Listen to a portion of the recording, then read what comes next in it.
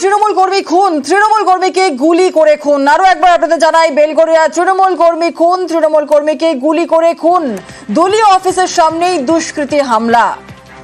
কে বা কারাই হামলা চালালো, কি পরিস্থিতি হয়েছিল, কখন ঘটেছিল এই ঘটনা জানবো। সুবীর আমাদের সঙ্গে রয়েছে। সুবীর, বেলগড়িয়ায় যে তৃণমূল কর্মী খুন হয়েছে, তৃণমূল কর্মীকে গুলি করে খুন, এলাকার বাসিন্দারা কি বলছেন, কি পুলিশ সূত্রে বা কি জানা যাচ্ছে?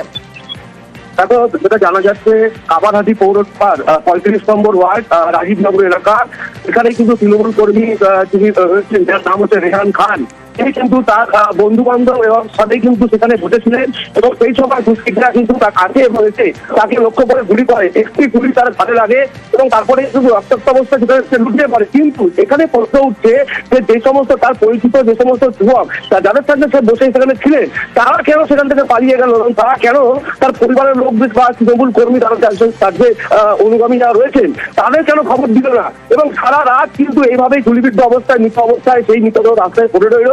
এবং তারপরে একটা সকালবেলা যখন মানুষজন যখন বাড়ি থেকে ওই এলাকায় যখন হাঁটা চলা শুরু করে, তারপরে কিন্তু দেখতে পায় যে সেই জায়গাতে রাস্তার উপরে রেহান খানের গুলিবিদ্ধ অবস্থায় মৃতদেহ পড়ে রয়েছে। তারপরে কিন্তু খবর দেওয়া হয় এলাকার মানুষকে, তার বাড়ির লোককে।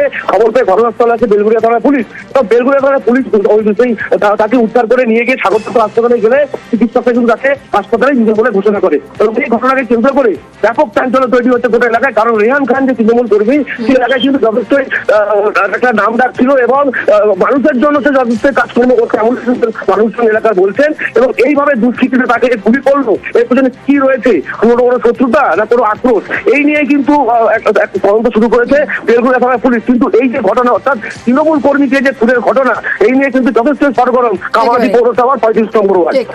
ধন্যবাদ সুবীর।